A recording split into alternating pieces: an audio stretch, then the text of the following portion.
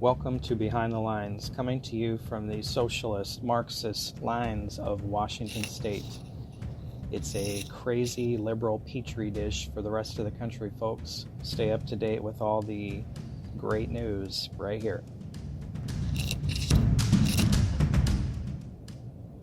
So we're back at it with these riots in major cities across the country because of the Dante Wright shooting. And the George Floyd trial is getting ready to wrap up here soon, and I'm sure that's going to result also in a lot of protesting and rioting and whatever. Probably no matter what the outcome is, but I'm just wondering how many of these incidents have to happen before these police departments wake up and decide that training their officers, ongoing training, is important.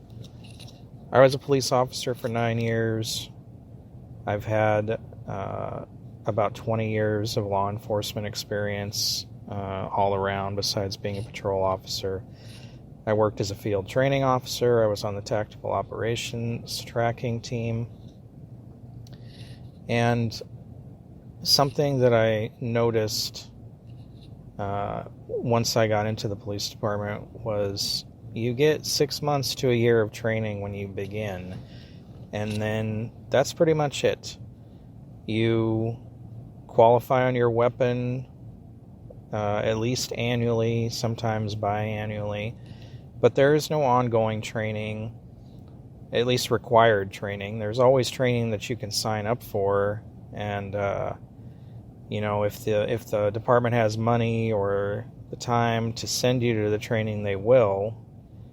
You're not always approved for training, but there's no ongoing required training in most departments, and I always signed up for as many classes, other training classes I could take as possible, because I always felt like the more that I knew, the better off I was, the more effective I could be.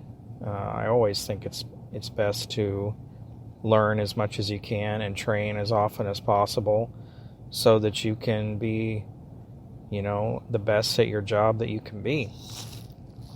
And I think there needs to be ongoing training in these police departments. You can't just train somebody for a year and then turn them loose and expect them to continue to evolve with society and changing social patterns that happen and everything else that goes on. Being a police officer is a complex job. You're expected to know a lot. Your interactions can be very high stress, and these officers are ill-equipped to deal with this stuff, and I think there's a lack of understanding between the police and a lot of these immigrant and low-income and minority communities.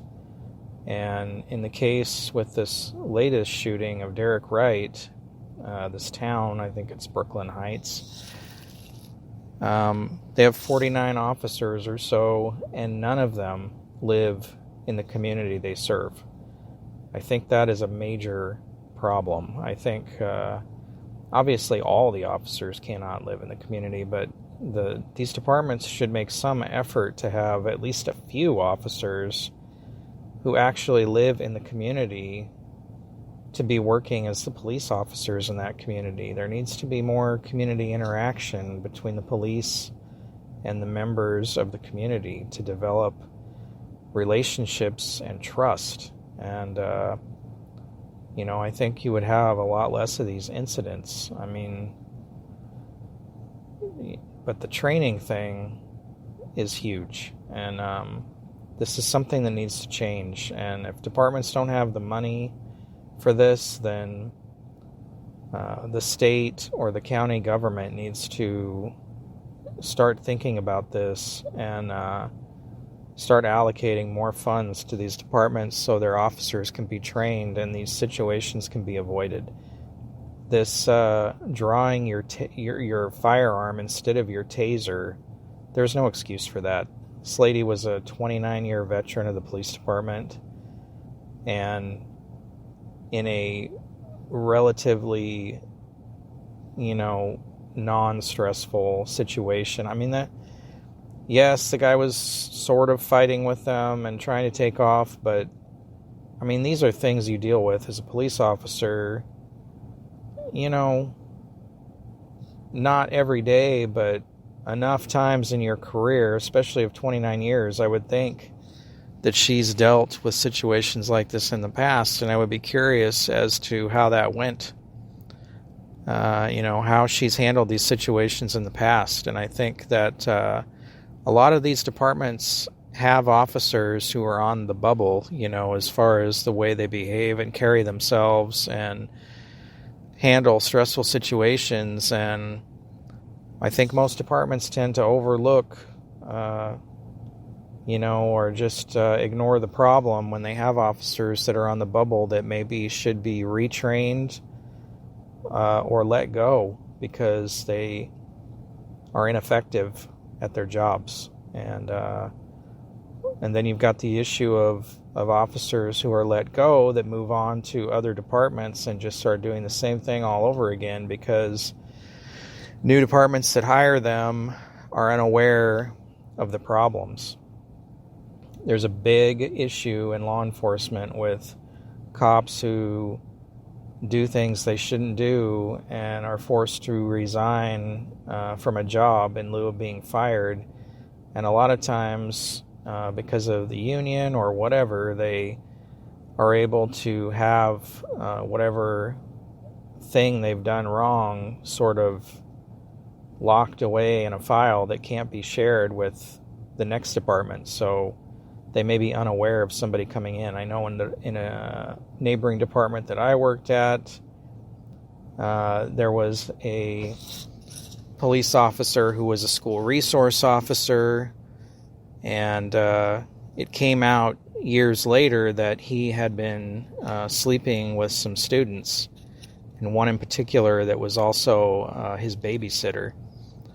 And she was underage, and basically what they were going to do was have him resign, and that information would be sealed in his file and would be not known to the next department that he would apply with and go to work at.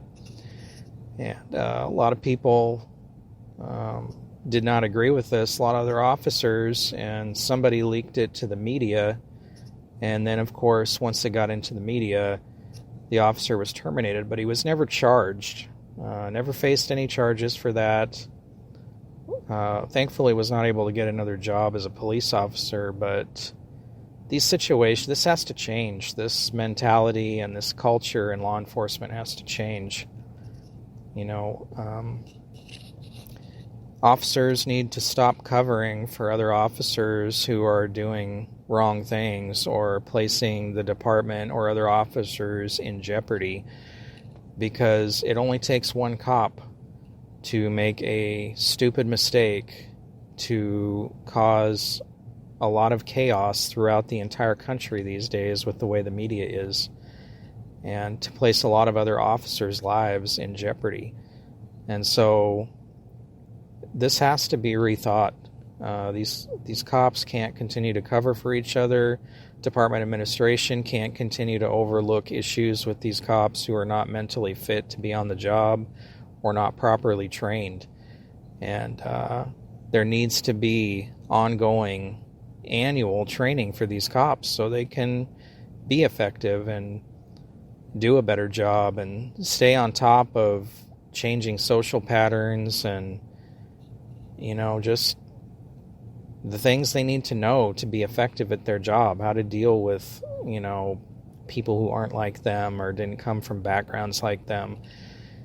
I don't think it's that the police don't want to do this. They just haven't been trained and aren't given the opportunity to do that. Most cops, would like to do training and progress in their careers and be effective, I think. But, law enforcement is basically, a paramilitary organization, and I don't think they should run around like the military, but they should definitely train the way the military does. The military never stops training, and the law enforcement should never stop training either. And if it's a money issue, then, like I said, the state or local governments need to start allocating funds. This is critical. When you think about all the money that they're going to spend when you have incidents like this with lawsuits and damage in the community and damage to community relationships, it's just not worth it. And the fire department seems to have this right. I was a firefighter for 17 years before I went into law enforcement, and I worked for several different fire departments during that time, and one thing I can say about them is they train constantly. You work a 24-hour shift every couple days, and usually at least a few hours of every shift is spent doing some kind of training for your job. The police department needs to adopt this mentality as well of training, obviously not every day, but definitely more often, at least annually. I would say at least at a minimum quarterly, and it needs to be some sort of good training that they can apply to their jobs and to stay mentally fit and fresh and physically and tactically trained to effectively do their jobs. This is something that going forward has got to change, because we can't take any more incidents like this. The country is coming to a breaking point in these big cities with these stupid mistakes that are being made, and it's time for change. It's time for change. Hey everyone, thanks for listening to the Behind the Line podcast. I hope you will subscribe to the channel so you can get regular updates, and if you're listening to this on YouTube, I hope you will also like it, share it, and subscribe on YouTube as well. You can find us on YouTube, Facebook, Anchor, Spreaker. We're on various other podcast platforms. And you can find me on LinkedIn under John Washington. Again, thank you for listening. We appreciate your support.